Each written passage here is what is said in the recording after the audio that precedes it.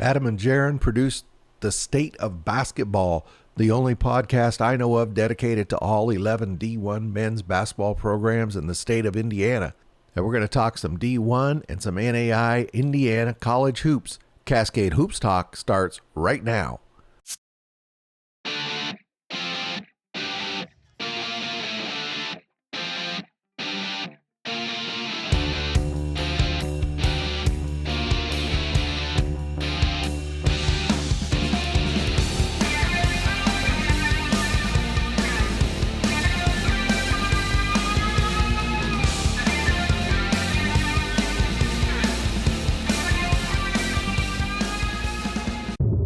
Adam Miller and Jaren Wilt, they're both products of Fort Wayne Southside High School. They've been best friends and IU fans for over a decade. They have a podcast dedicated to all 11 Indiana D1 basketball programs, and they do a very good job. I'm happy they decided to join us for this episode. Go add their podcast, The State of Basketball, and give them a listen. Right now, let's take a listen as we talk Indiana college hoops. Cascade Hoops Talk, Billy D. Hey, I got Adam Miller, Jaren Wilt. They do a podcast. They're both out of Fort Wayne, Indiana. They do a podcast called The State of Basketball. Welcome, guys. And I need you guys to tell me the name of your podcast and then tell us why you call it that. When we were thinking of, starting this thing up, we were just kind of thinking of kind of like a niche that no one else is really in. And, there's a podcast for IU. There's a podcast for Purdue. Every team has their own podcast. We were like, what if someone likes more than one team? So we're like, let's talk about all of them. You're like, well, what can we call it? Can't call it anything Hoosier. That's taken. And then, we were like, well, Indiana's the basketball state, so why don't we just call it the State of Basketball? Kind of like a double meaning. You're checking in on the state of basketball as Indiana, but then also like, what is the state of basketball these days? So kind of just like a double meaning that we thought might work pretty well. And so you guys give me your tagline. Adam, you start it, and Jaren will let you finish it. Because in 49 states, it's just basketball. I love it. So the state of basketball in 49 states, it's just basketball. That's good. That being said, so both you guys are from Fort Wayne. Jaren, let me start with you. When did you really get interested in basketball? Did you play in high school? What got you into it? Yeah.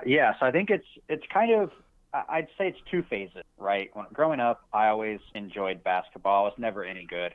I think I made the fourth grade basketball team and sat the bench the entire season. But I loved being out there. And then my grandfather was actually big into basketball. He coached basketball at a few small colleges around the Fort Wayne area when he was younger. So he knew the game. He was brilliant.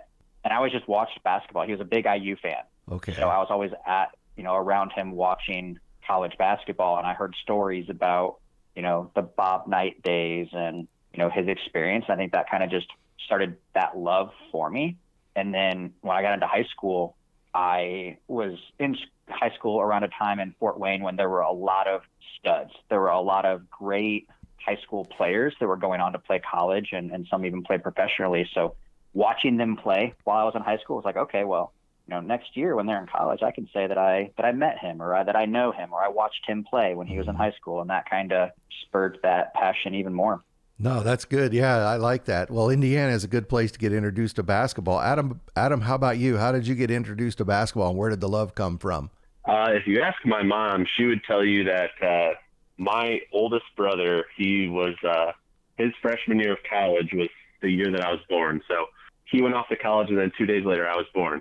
He went and played Division II ball up at Hillsdale in Michigan. Yeah.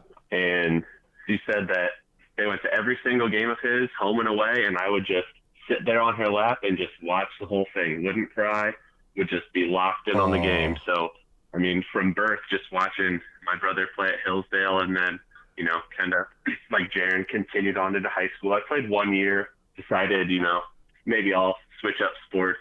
Didn't enjoy it as much, realized that I was 6'2", but had the skill set of a center, but the size of a guard. Realized that probably wasn't going to work out for me. And, just went out there. Jaren and I went to the same high school, so we were cheering for Southside and guys like Rayfield Davis and seeing, guys like James Blackman Jr. come through, just watching some great basketball in Fort Wayne. So where'd you guys go to high school? We went to Fort Wayne Southside. Oh, okay. And what size of school is that? 3A or? I believe nowadays it's 4A. Yeah, I know they've all changed here lately. I know it's tougher to keep track of, but they're a pretty big school. There's about 1,400 students, I believe. Oh, yeah. Mm-hmm. The only high school gym I was at Warsaw. What really amazed me was the whole size of the operation, like at practice. I mean, it looked like a full-scale college practice, and the gym is just huge. He told me it held 5,000 students. Is that common in Indiana? The huge gyms, the big crowds? It definitely is. And I'll even say, I've been to, and I obviously I think Adam's been there too, Warsaw's gymnasium, absolutely beautiful. I think, Adam, you might be able to correct me on the number, but I think Indiana has 10 of the 12 largest high school gyms in the country. Yeah, it's something like 9 of the top 10 or something crazy. Yeah, like there's several gyms that hold upwards of 10,000 or near close to 10,000. So you guys, your podcast, State of Basketball, is focused on Indiana D1 basketball. I know you've interviewed Scott Moore. I watched that interview. It was a really good interview. He's a fun guy to interview, isn't he? Yeah, he's great. He's just so open, just so, charismatic. He just gives it to you straight, and a great guy. And I see that you're interviewing quite a few coaches there, but I want to go back just a little bit to the start of the season.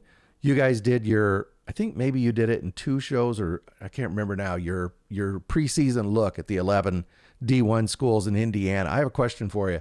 One of the challenges that I have is when I'm looking at rosters and trying to figure out, okay, who's going to be what.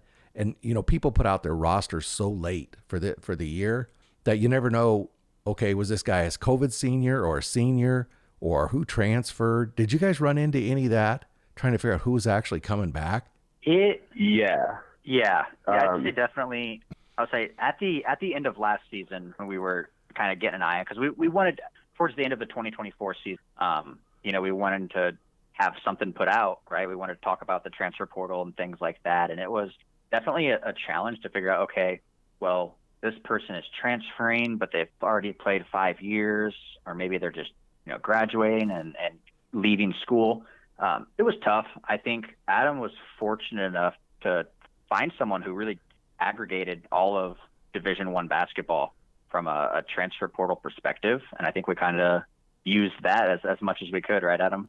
Yeah, there's these really awesome guys. They've got a podcast called 3-Man Weave, and they put together like a big, just kind of ongoing roster sheet for the upcoming season. And it told you who is transferring out, who was transferring in, and there was some guesswork in there, like if it was a JUCO guy or a guy coming from a different division. The projection of where they were going to be was like, I don't know, but they're going to be on the roster somewhere.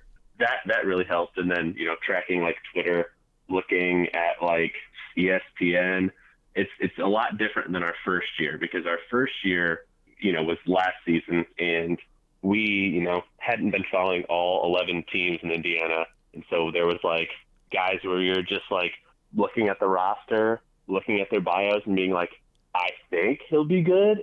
And we've missed on a lot of those guys. So this year was quite an improvement. Yeah, that's interesting. You said the word Twitter. I want to ask you about that. If you do a podcast or anything where you're looking for an audience, the X or Twitter is mandatory. Personally, I hate it. I mean, it's necessary, right? But I find it just drives me crazy, because you're scrolling through there, no matter how, you can put those lists together, but no matter how I build the lists, it's hard to filter it down to where I'm getting, good information without just sitting there and scrolling, trying to find something. I find it extremely frustrating to try to get information that way. You guys are a little bit younger. Is it easier for you? Bookmarks. Yeah. Okay. We bookmark a lot of tweets to see it. I was the same way last year. I went through and I created a Twitter list of who I thought were all of the beat writers, or the people who were tuned in on all the schools, and made a list for each school. And there's turnover in the media space, especially for a lot of local people who cover teams. So it was just, okay, someone took a new job, So they're now talking about Arkansas, and we're here in Indiana. So it's keeping track of some of that stuff was definitely a challenge. Yeah, but, sure. It is a challenge. Yeah. I think we just get lucky a lot of times, to be completely honest. You do the podcast on all 11 D1 teams in the state of Indiana, but are you guys individually fans of one or two of those teams particularly? Who's your favorite teams, I guess is what I'm asking. We both grew up fans of the Indiana Hoosiers.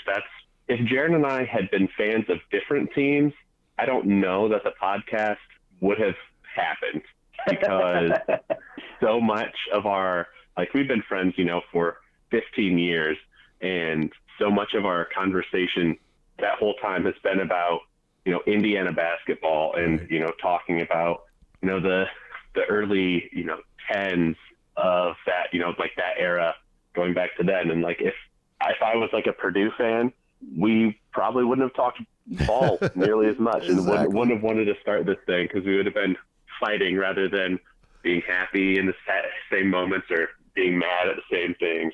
Oh, that's funny. Hey, Jaren, who's your favorite Hoosier of all time? Ooh, I think Adam probably knows this. Will Sheehy is, obviously he was maybe not one of the Hoosier legends when you think about guys like Calvert Chaney, but I love the way Will played. He was one of those guys that he knew his role, whether it was starting in his, senior or fifth year, or coming off the bench and just being a spark plug. And he was just gritty. He would do whatever it takes to help the team win. And I love that. I love watching him play. And there's also something about a guy who is always your opposing team's least favorite player. And I really liked that about him. Adam, who's your favorite Hoosier all time? That's a good question. I mean, it's hard because I like a lot of the newer guys so much, but I really liked Dane Fife when he was there. Just, tenacious defender, a guy who got after it. And then I went to a couple of his basketball camps when he was at Purdue Fort Wayne, when it was IPFW. So getting to see him there just kind of adored me to him even more. Yeah, I can imagine that. For me, I'm an older guy, and I never grew up obviously a Hoosier fan because I live out west. But the one player that I'll always associate with the Hoosiers in my mind is Quinn Buckner. Just his body type and how he could just dominate, and he was so strong. That's who my mind always goes to when I think of the Hoosiers. Probably before you guys' time. Answer. Huh? Yeah, that's before our time for sure. This season, I know you've done your preseason preview, but who are some of the top teams you look for in the D1? And first off, how many conferences do they play in? And then I want you guys to tell me who you think has a good chance of having great seasons in Indy. Of the Indiana schools, I think there's 6 conferences. Yeah, let's see, I can tell you 8 different conferences. Holy cow. Sorry, 7. Yeah. 7. Well, you've got the ACC, the Big Ten, the Big East. You got the Missouri Valley, the Ohio Valley, Horizon League, and then you've got the MAC. Yeah. Oh, wow. I'd need an abacus. I couldn't keep track of that. So in the state of Indiana, at the D1 level, who has a chance of having a good year? Who has the best chance? I mean, if you're talking about who has the best chance of having a good year, it's going to be Purdue again. Yeah. They lose Zach Edey, but I think that they bring it, I guess they don't bring it. They bring in another 7-footer, but they already had a 7-footer. And I think Braden Smith is primed to be Big Ten Player of the Year, on an All-American team this upcoming season. So I think that they're up there. But then I think that Jaren and I are also high on the Hoosiers, kind of a different makeup, a lot of transfer portal. A little biased there, I guess. But well, that's okay. So Jaren, is there a dark horse you guys are looking at that if certain things happen, they could come through? Adam and I kind of talked about earlier today, a team that could potentially be an NCAA tournament team is Southern Indiana. They play in the Ohio Valley. This is their 3rd season at the Division I level. Currently, the NCAA rule is teams that transition from Division II to Division I have to sit out 4 years before they can make the NCAA tournament. And I believe in January, a committee is voting to shorten that to 3 years, which would mean they could potentially be eligible, assuming they win their conference tournament. They've got a great team. They fell just short of some goals that they had last season, but the way they've built their roster they've got a great coach in Stan Gerard.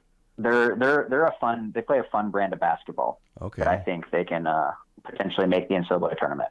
And I think we have to mention, our hometown school, because the coach has been so nice to us. But Purdue Fort Wayne, they were probably better than a lot of people thought they were going to be last year, and they bring back 4 of their 5 starters.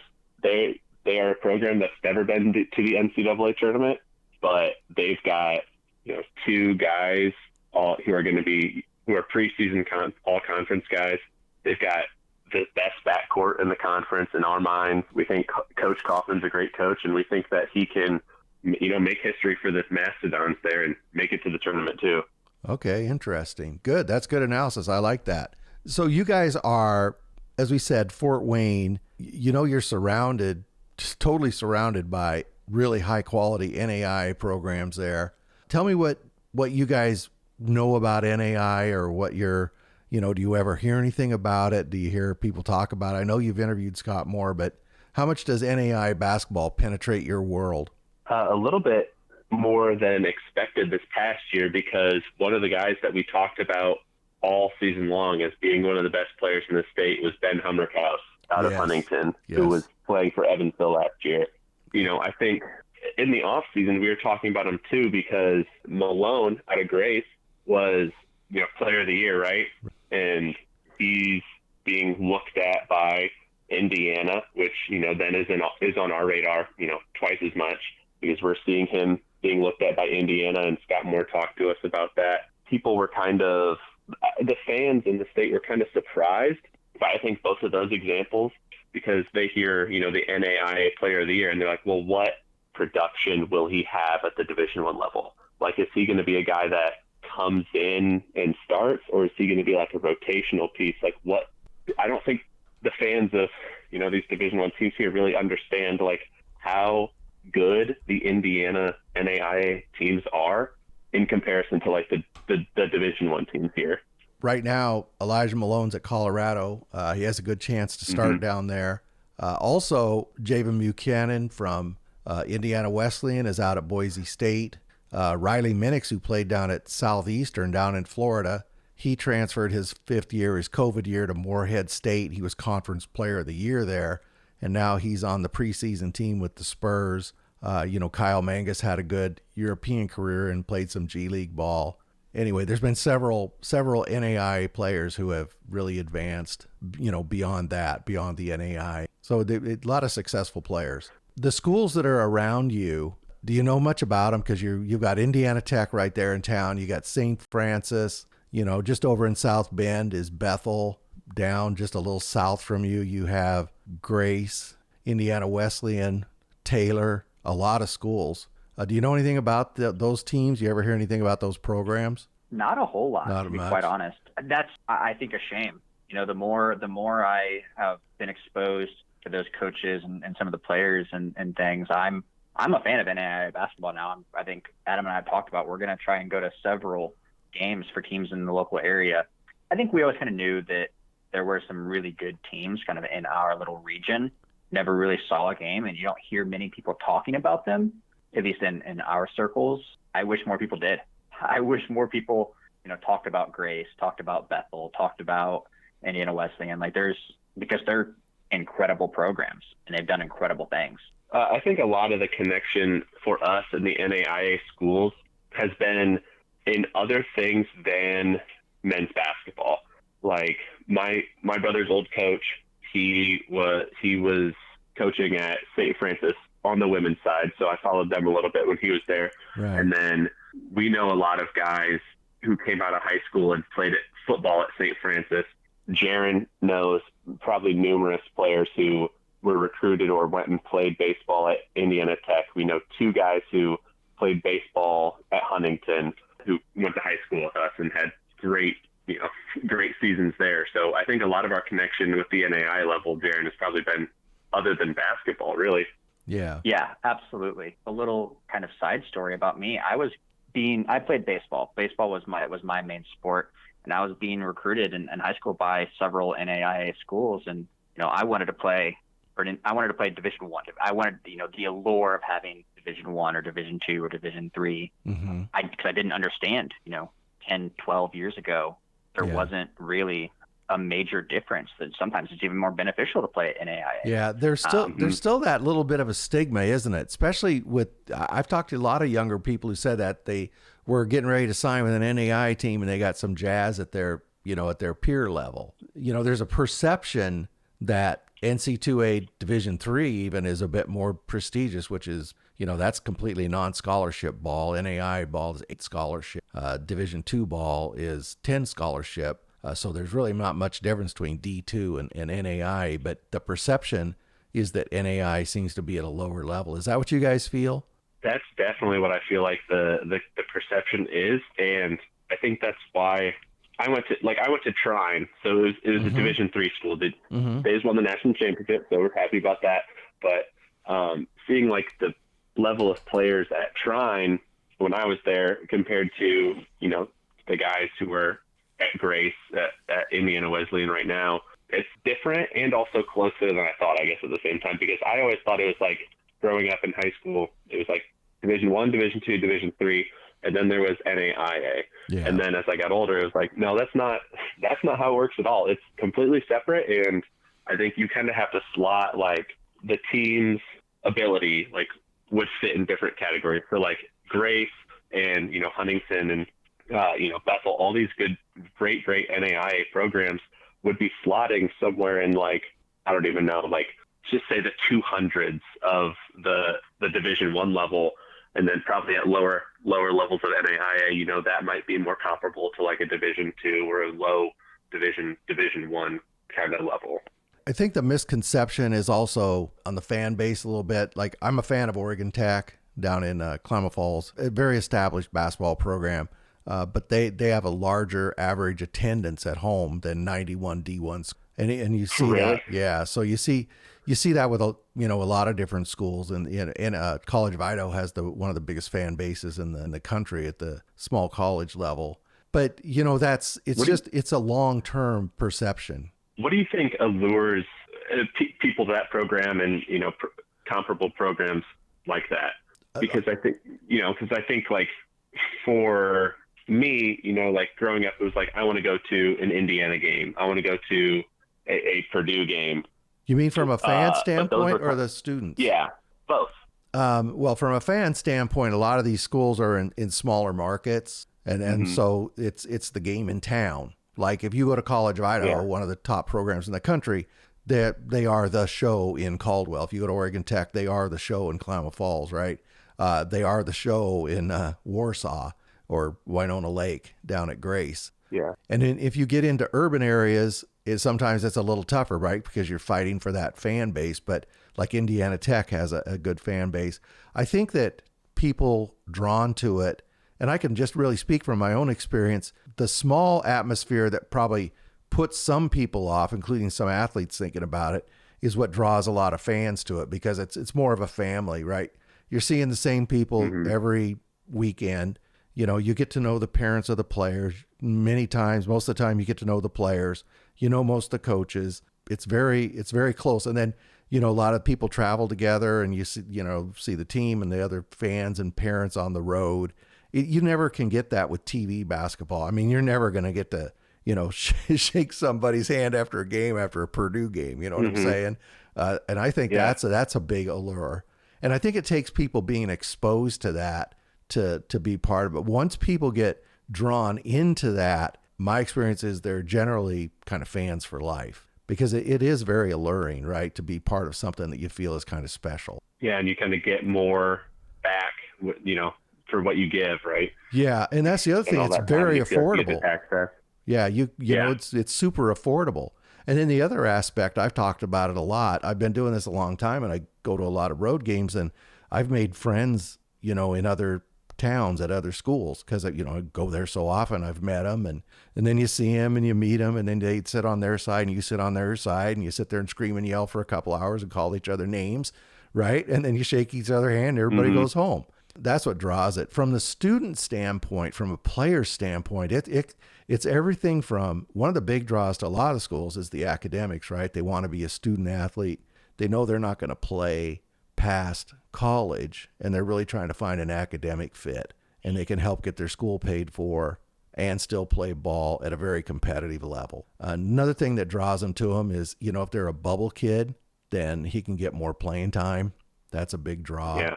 And people want to win. Those are a couple of the bigger reasons people will go. And then also it's that, what I just said, it's that intimate atmosphere. A lot of guys like that, because if you go to College of Idaho, you hate to use those but those are the ones I know the best. If you go to College of Idaho or Oregon Tech, every kid in town knows who you are.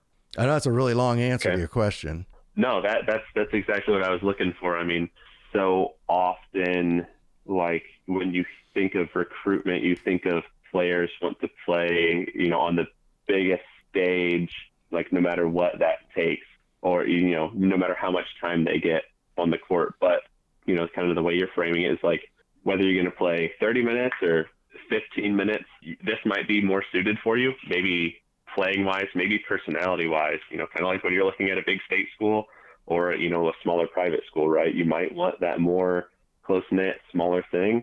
And that might be just perfect for you. A young athlete one time told me what his mother told him when he was looking, he's being recruited. And he said his mother told him, go to school where you'll be happy even if they didn't have basketball. And I thought that was the best advice I ever heard, because what we lose sight of, and I think with TV basketball, which is basically what D1 is, I think that sometimes we lose sight of that, these are student athletes, and, their 4 or 5 years is going to be up, and, they got to go earn a living. And we got to make sure that they, get a skill set and can do that after their 4 or 5 years. And you're right. And somebody wants to go play what D1 ball and has that dream. And even if they sit on the bench, I don't think anybody would judge that. I mean, if that's their lifelong dream, it's just what's going to fulfill you and what's going to, get you to the place where you want to be in your life. Yeah, absolutely. Boy, we kind of beat that one to death. I love it. I could talk, obviously, this is why we have this our show. We could talk ball all day. Yeah, probably longer than we should. But I got to go back to Indiana basketball. So, I hear a lot about Fort Wayne basketball. You guys and I talked about that before. But I also hear a lot about Fishers and Carmel. And so where is the best Indiana high school basketball? Is it down there in Indianapolis, or is it up there in Fort Wayne? I think if you would have asked us 10 years ago, we would have said Fort Wayne. And we actually had this conversation on our show. Oh, really? It was on an episode that we haven't actually released yet. I think it comes out in a week or so, with Rayfield Davis, who is a Purdue alum. Oh, he went to Fort Wayne Southside with Adam and I. He's a Big Ten analyst on their college basketball programming. He kind of agreed 10 years ago, probably Fort Wayne, but I think now definitely it's the greater Indianapolis area. And I think that there's a lot of different reasons, but I think part of it comes down to the AAU circuit. Indianapolis is a bigger market. There's larger opportunities for kids to be seen on a large scale and be developed on a large scale. I feel like a lot of times, and this is just my opinion really, that high school kids, they want to play for, an AAU program that's going to get them national awareness.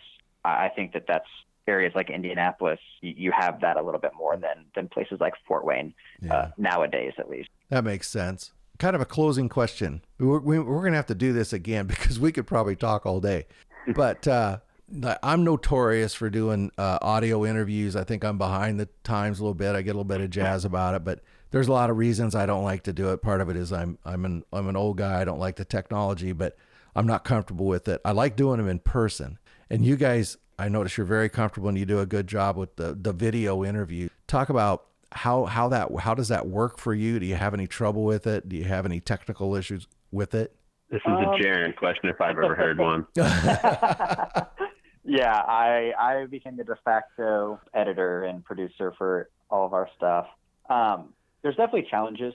Adam and I ran into an issue about December of last year. We had a friend who does a college football podcast, and he asked us to join his, and Adam and I were together, right? Because they do video and we were together on our video. We just have microphones that are USB microphones. Mm-hmm. And there was just like every time Adam talked, you could hear him twice because of the way that we had like two computers. We had one for our audio and like my audio and his video.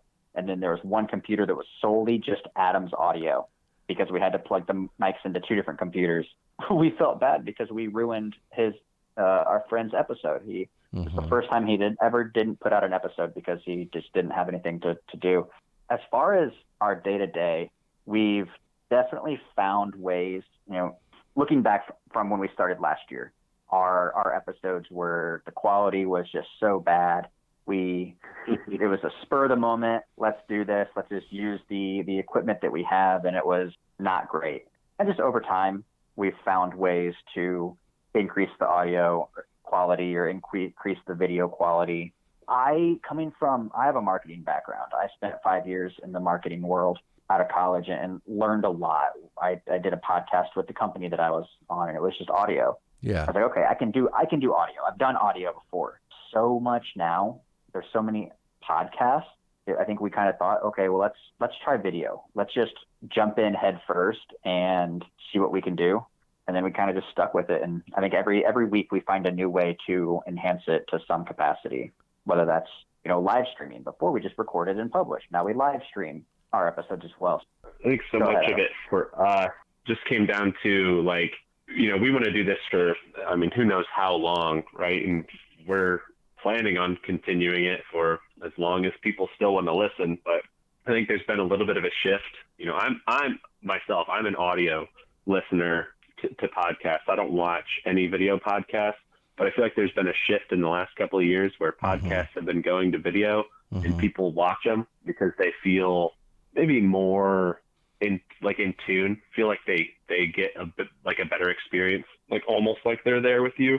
And I think that's one thing that we've kind of leaned into the podcast being video with audio too, is okay, we've got our studio set up. We were remote for a little bit. We're back in person. We've got our jerseys that coaches have sent us. And that's a nice thing that people see, oh, they've got my school up there. That's nice. They actually have a connection that we can see every time we get on.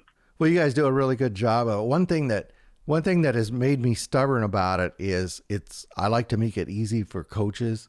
And if I just say, call this number at this time, a lot of times they'll go, thank you. That's all I got to do is call a phone number. Yeah. Yeah. And I was just curious how it worked for you guys and what stumbles you ran into, but it sounds like you got a technical genius with Jaren there. I wouldn't go that far. I'm not very old, but I've learned I had to drink out of a fire hose. Yeah, I know that feeling in my life thus far. So imagine trying to learn this crap at 68.